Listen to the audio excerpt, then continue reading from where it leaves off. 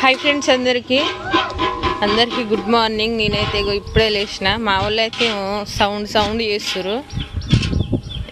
మా ఆయన అయితే ఇక్కడ బాటిల్లో నీళ్ళు, మా చెల్లి ఏందో ఏమో చేస్తూ ఉంది. ఏం చేస్తుర్రు? గిన్నెలు కడుగుతుర్రా?